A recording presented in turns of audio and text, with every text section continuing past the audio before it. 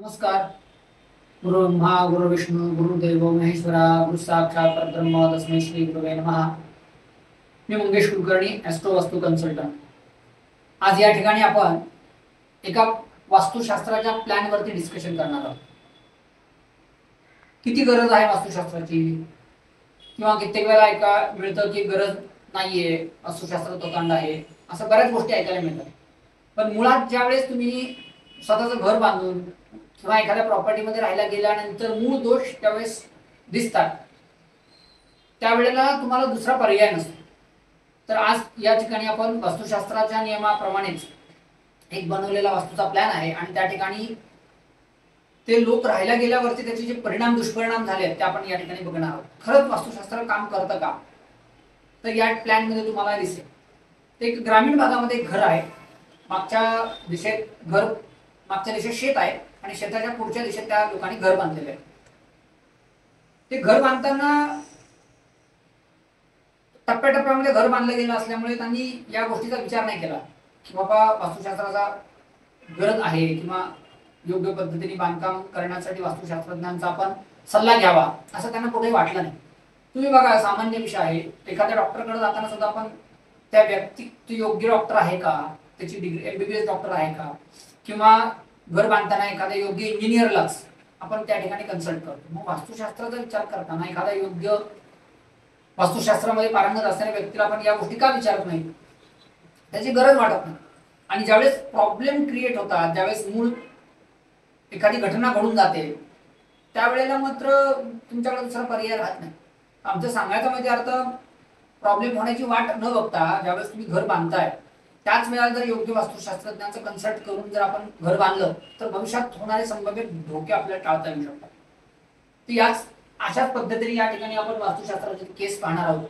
तर बाजूला जो प्लॅन मध्ये तुम्हाला वास्तुशास्त्राचा प्लॅन दिसत आहे त्याच्यामध्ये दिशा टाकल्या आहेत.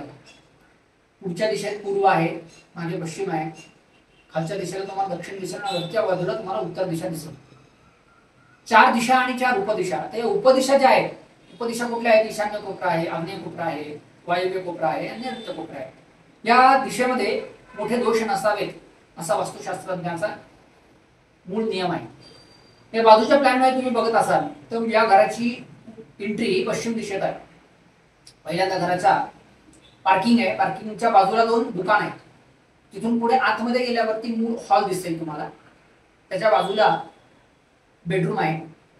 हॉलच्या पुढच्या दिशेमध्ये देवघर आहे, छोटीशी रूम केलेली आहे स्टोरेज कडे. तसंच तुम्ही बाहेर आल्यावरती डायनिंग आहे आणि त्या डायनिंगच्या इथून बाहेर पडल्यावरती छोटेस 2-4 स्टेअरकेस आहेत आणि तिथून खालती उतरल्यावर समोर किचन. आग्नेय कोपऱ्यामध्ये किचन आहे आणि किचनच्या पुढे गेल्यावरती, किचन मधून पलीकडच्या रूम मध्ये गेल्यावरती दिसेल तुम्हाला बरोबर ईशान्य कोपऱ्यामध्ये एक टॉयलेट बांधलेला आहे आणि त्याच्या टॉयलेटच्या मागच्या दिशेमध्ये जमिनीवरती वॉटर टँक बांधलेला आहे. नॉर्थ दिशेत, नॉर्थ ईस्ट मध्ये आणि वॉटर टँक असावा, पाण्याचं स्टोरेज असावा, पण ते कुठे असावं? जमिनीच्या खालती पाण्याचं स्टोरेज सांगितलेलं. यांच्याकडून ती गोष्ट लक्षात नाही आली. जमिनीच्या वरती टॉयलेटच्या बाजूला पाण्याची मोठी टाकी बांधण्यात आली, 10,000 लिटरची पाण्याची टाकी बांधण्यात आली आणि त्याच्या बाजूला टॉयलेट बांधण्यात आली. तर ग्रामीण भागामध्ये ड्रेनेज लाईन नसतात, त्यामुळे त्यांनी खालती स्टोरेज करून ईशान्य कोपऱ्यामध्ये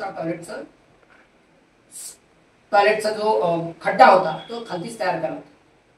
पहिल्या 1.5-2 वर्षामध्ये त्याची जास्त त्रास जाणवला नाही, पण नंतर मात्र एक भयंकर त्यांच्या घरात घटना घडली. जे क्लायंट आहे ते, त्यांच्या पत्नी, त्यांना एक मुलगी आणि एक मुलगा, असे छान कुटुंब होते.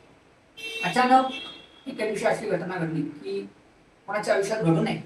त्यांचा 23 वर्षाचा तो मुलगा होता. अचानक ऍक्सिडेंट झाला भयंकर, आणि तो ऍक्सिडेंट मध्ये गेला. तो इतका भयंकर ही घटना आहे की माणूस गेल्याशिवाय आपण शहाणा होत नाही, तसा प्रकार म्हणतो, तसा प्रकार झाला.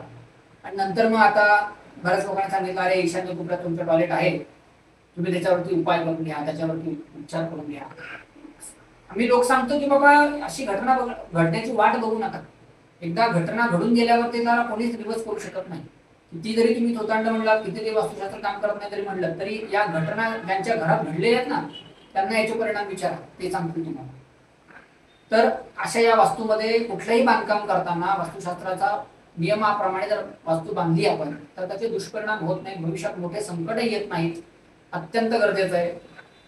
आपल्याही घरामध्ये कुठे घर बांधत असाल आपण किंवा नवीन प्लॉट घेतलेला असेल, भविष्यामध्ये घर बांधण्याचा काही विचार असेल तर आपल्या प्लॉटचा वास्तुशास्त्रज्ञानाप्रमाणे नकाशा अवश्य करून घेणे. वास्तुशास्त्रात बसतोय का, दिशा उपदिशा कुठे त्रासदायक आहेत का, कुठे कट झालेले आहेत का, याचा विचार करूनच आपण घर बांधावं. नाहीतर भविष्यामध्ये होणारे जे त्रास आहेत ते तुम्हालाच भोगावे लागतील. आम्ही येऊन सांगून जाऊ बाबा हा प्रॉब्लेम आहे, हा प्रॉब्लेम आहे, पण त्रास तुम्हालाच आहे.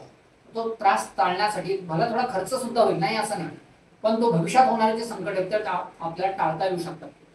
असा वास्तुशास्त्राच्या प्लॅनवरती आपण डिस्कशन केले. असे अनेक नवीन नवीन प्लॅन आम्ही आपल्यासमोर मांडण्याचा प्रयत्न करत आहोत. आपली काही समस्या असेल वास्तुशास्त्र संदर्भात किंवा आपण कुठे बांधकाम करणार असाल तर वास्तुशास्त्रज्ञांच्या सल्ल्यासाठी खाली दिलेल्या नंबरवरती आपण संपर्क साधू शकता. धन्यवाद.